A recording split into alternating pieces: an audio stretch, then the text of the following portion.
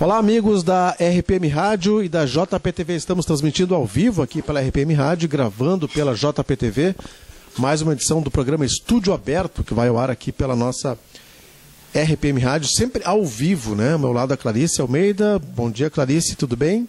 Bom dia, Adriano, tudo bem? Tudo bem, estamos trazendo agora as notícias de maior destaque do portal JP News e dos outros veículos de comunicação aí que são destaques no Brasil e no mundo. E a gente começa a informação aqui que já está disponibilizado aqui no portal JP News, né, Clarice?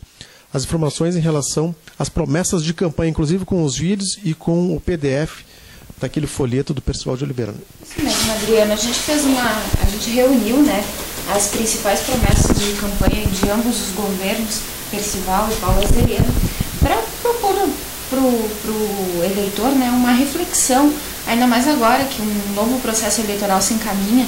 A gente sabe que não é a mesma coisa, né, se tratam de outros governantes, mas também tem a importância, né, então, de analisar as propostas, né, e ver aí o que é cabível no meio, né, de tantas promessas, né, às vezes os candidatos acabam não avaliando bem como é que vai ser executado, a viabilidade da execução desses projetos, e acabam então cometendo falsas promessas, né, que depois vêm a serem criticadas pelos eleitores. Então a gente disponibilizou ali uma tabela, né, com as principais promessas, assim como alguns vídeos também onde os candidatos participaram durante o período eleitoral, e agora então é o momento do eleitor relembrar, né, e ainda referente ao governo Paulo Azeredo, há tempo de cobrar, né, algumas dessas promessas, cobrar a execução delas. Então, Adriano, está disponível desde sexta-feira no nosso portal, e o pessoal que recebeu o jornal, né, que pegou o jornal em Montenegro ou nos outros municípios aqui da região, tem a possibilidade também de conferir no nosso material impresso. Muito bem, Clarice, a gente segue com mais informações aqui. Seguimos com as informações. Ari Miller diz que a atitude de alguns colegas prejudica a comunidade de Montenegro. Ele está se referindo ao fato da pauta ser trancada já há mais de 3 sessões, segundo os vereadores de oposição, pelo não envio do projeto de lei de criação do PROMAD, né? O vereador Ari Miller está dizendo que os vereadores de oposição estão aí prejudicando 30 a 40 mil pessoas, né, que seria as pessoas beneficiadas pelos projetos, em detrimento de 1.000 que seriam as pessoas com problemas de droga. Né? Essa declaração não pegou nada bem para o vereador, né? Os demais colegas criticaram a colocação dele, porque, segundo eles, né, quantas outras pessoas têm envolvida através desses 1.000 usuários, né? São famílias, são pessoas que acabam caindo em depressão, tendo vários outros problemas em prol do drogado, né? Então, o vereador Gustavo Zanata criticou a colocação de Ari Miller, assim como ele também, o vereador Márcio Miller, né? Então, pegou mal, né, a declaração do vereador. Talvez a intenção dele tenha sido boa em defender, né, a parcela de pessoas que estão aguardando pela aprovação dos projetos, mas não pegou muito bem e acabou gerando uma certa polêmica na sessão da última quinta-feira da Câmara de Montenegro. Bem, dentro da série de entrevistas que estamos fazendo a respeito da Biblioteca Pública Municipal Hélio Alves de Oliveira e também o processo que o Grupo Progresso defende da volta da biblioteca para sua sede de origem, agora o professor de filosofia destaca a qualidade do acervo da Biblioteca Pública, uma entrevista com o Gelson Weschenfelder, né, Clarice? O Gelson é uma prova viva, né, da qualificação da nossa biblioteca e da importância dela para o desenvolvimento pessoal, especificamente falando, porque ele, desde criança, faz uso da biblioteca. Começou lá, ele não disse isso, mas eu acredito que tenha começado olhando os gibis, as revistas em quadrinhos. Mas ele relatou na entrevista que desde criança fazia uso da biblioteca, que a mãe dele vinha para o centro fazer as ações delas, as atividades, enfim, para serviços gerais, pagamento de contas, e ele ficava na biblioteca. E quando cresceu, né, seguiu os estudos, resolveu fazer a sua graduação, ele continuou usando a biblioteca como fonte de pesquisa para os seus trabalhos. E ele destaca que a biblioteca aqui de Montenegro é rica no acervo que possui. Ele disse que várias universidades e vários arquivos gostariam de ter o material que se encontra aqui na nossa biblioteca e que muitas vezes os montenegrinos não sabem disso ou não reconhecem, não dão o devido valor que a biblioteca merece. Mas ele disse também que isso é uma questão quase que antropológica, que permeia toda a sociedade brasileira, né? Mas está na hora de mudar isso aí, né? De valorizar mais aquilo que se tem. E então foi esse aí o depoimento do Gelson, né? Que pediu também, né? Que salientou que se houvesse união entre a comunidade, talvez esse problema da biblioteca já estivesse solucionado. O problema em questão seria a reforma da sede, né? Aqui na rua Capitão Cruz, o prédio que está com as portas fechadas há mais de 600 dias, como relatado pelo jornal Progresso. Enquanto isso, o acervo está lá no Parque Centenário, no antigo restaurante, e isso acaba reduzindo, né, o número de visitações. O Gelson falou também sobre isso, né, que da importância de se aumentar o número de leitores, né, das pessoas irem à biblioteca procurar por livros, mas diante dessa mudança, ao contrário, né, houve uma redução ao invés do aumento. Então ele disse que está na mão dos munícipes também reunir forças para lutar pela reforma da biblioteca e para o seu retorno aqui para o centro da cidade. Muito bem, notícia do portal JP News: ciclofaixa vai ligar o bairro Germanuenque ao Parque Centenário. Esse projeto está sendo apoiado aí pela Ciclomonte, que tem o Paulo Petri como presidente, e o Edar Borges, que é o diretor de trânsito, está explicando aqui na matéria do portal JP News a diferença entre uma ciclovia e a ciclofaixa, né? A ciclovia é um pouquinho mais complexa e a ciclofaixa é nada mais nada menos do que uma pintura no chão, na estrada onde os ciclistas poderão passar, né? Adriano, mas é importante também que os ciclistas saibam usar em seu benefício, né? Porque vindo aqui para o trabalho mesmo, eu testemunho por muitas vezes ali na ciclovia, na Avenida Ivan Jacozinho, existe a ciclovia, o local está livre, está em boas condições de uso, mas mesmo assim os ciclistas ainda preferem andar pelo meio da rua se arriscando entre os carros. E muitos contramão também, né? Com certeza, contramão, enfim, os problemas envolvendo ciclistas aqui são muitos. Se a gente ficar parado um pouquinho no centro, a gente vai ver. Eles não respeitam se o sinal está vermelho, eles dobram sem olhar para os lados, muitas vezes os carros freiam em cima. A gente está sempre fazendo essa colocação aqui, né? Que é importante que todos que utilizam as vias, né, tenham consciência do seu papel, porque não são apenas os motoristas que cometem erros, os pedestres cometem, os ciclistas cometem, então é bom que cada um se fiscalize, né, para ver o que está fazendo de errado aí, e pense também, né, nos riscos que correm, porque um acidente de carro pode causar inúmeros prejuízos físicos, né, e até mesmo lesões irreversíveis, né, quando não causam a morte. E por se tratar de um trecho maior, então, né, vindo lá do outro lado da cidade, até, enfim, ligando os dois pontos da cidade, né, dois bairros bem afastados. Então, com certeza vai ter muito movimento nessa ligação, e por se tratar apenas de uma demarcação também, né, acaba que os ciclistas acabam dando aquelas escapadinhas, né, saindo da faixa destinada a eles. É uma ação interessante, né, muito bom para quem sabe usar, e a gente espera que as pessoas, então, façam um bom uso, né, uso consciente, e na torcida também para que esse seja um projeto que seja executado logo, né.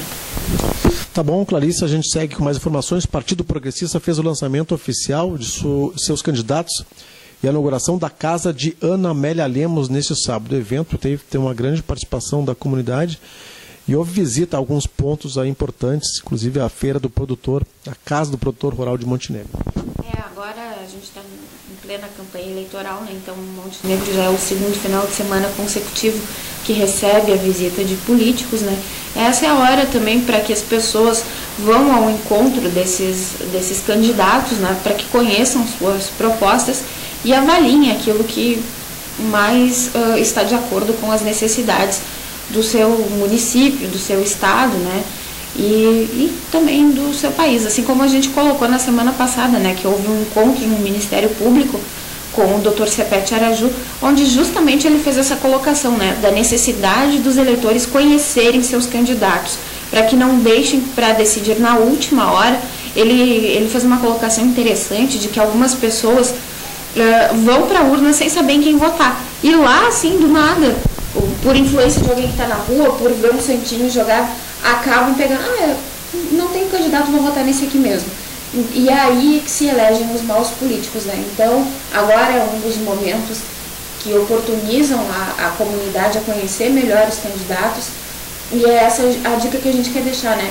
Para que vão ao encontro desses políticos que estão vindo até Montenegro e conheçam melhor as suas propostas.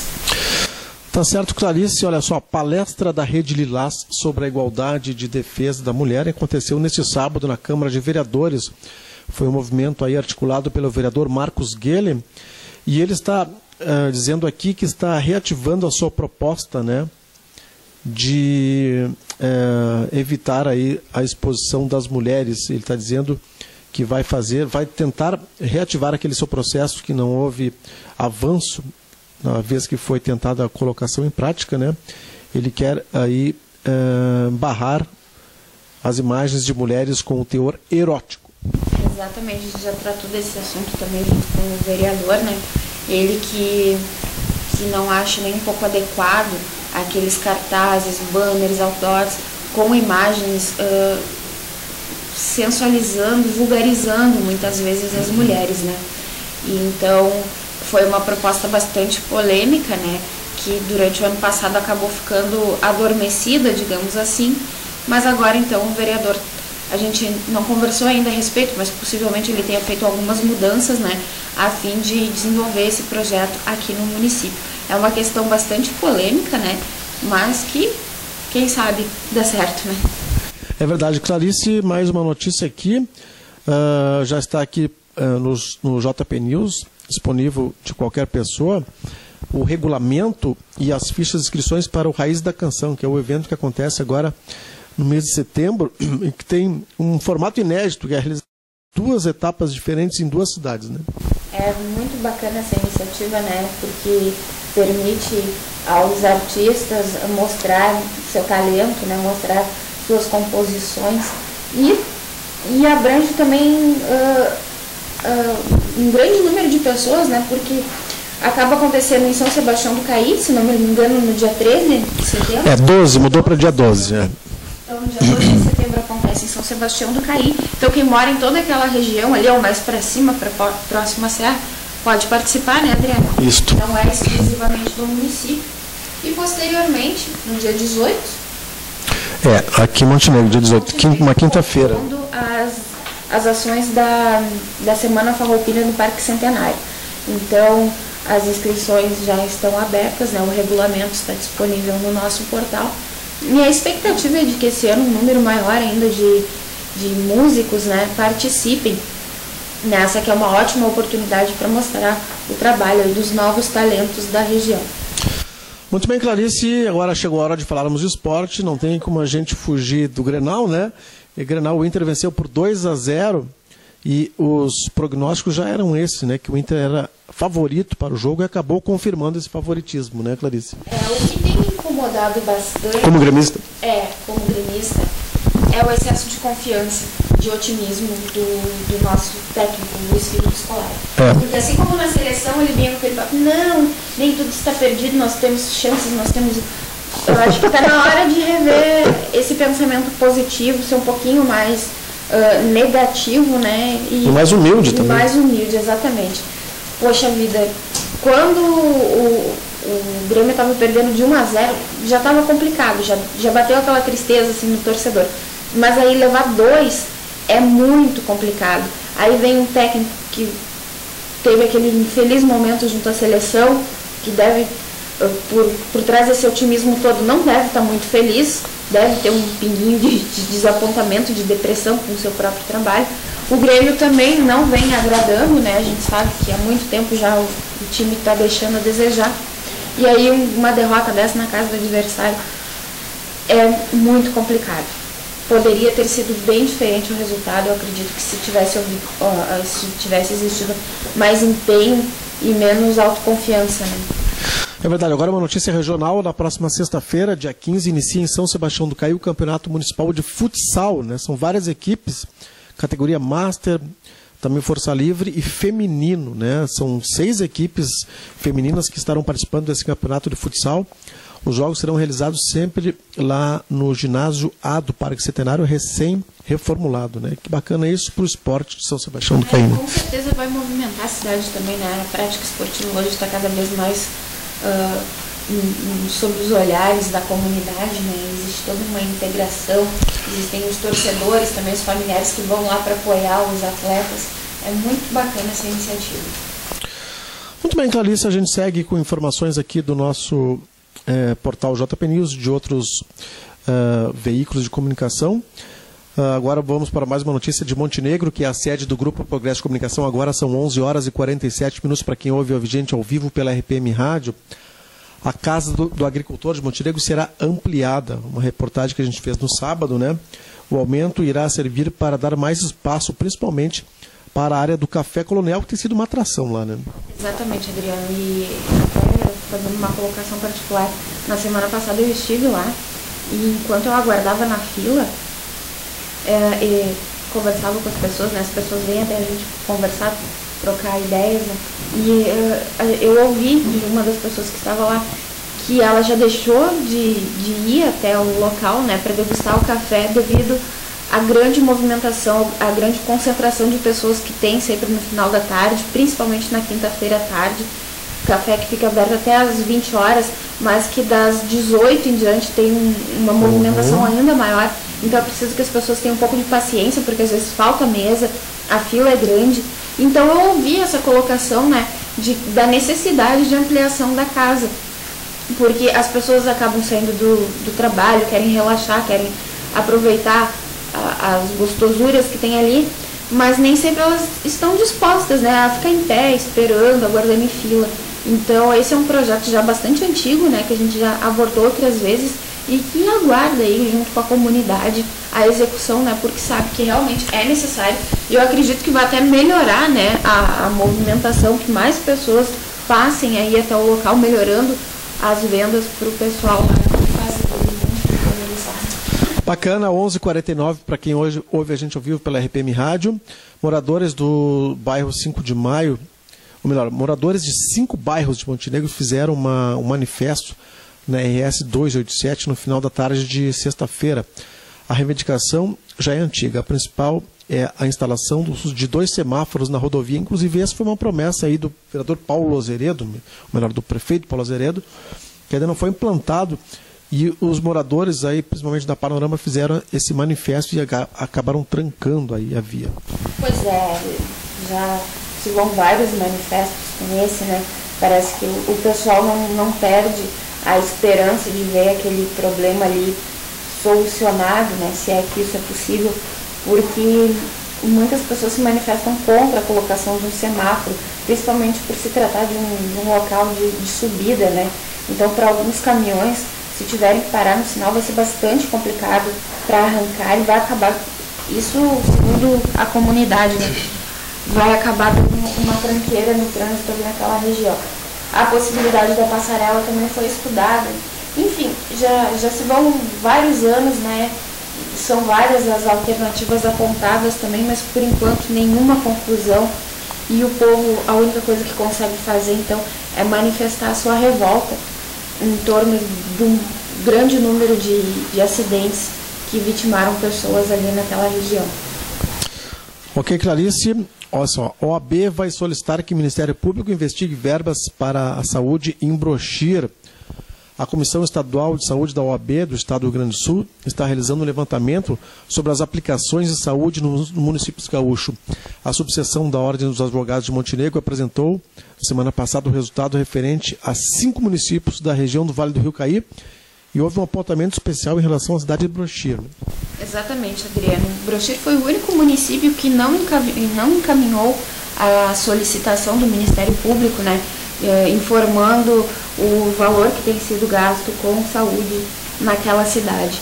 Então, segundo o doutor, o presidente da OAB, Araju, né? exatamente, o presidente da OAB aqui de Montenegro, se entrou em contato várias vezes com a prefeitura local, mas não se teve retorno a respeito disso. Então agora o levantamento dos outros municípios já foram entregues, né?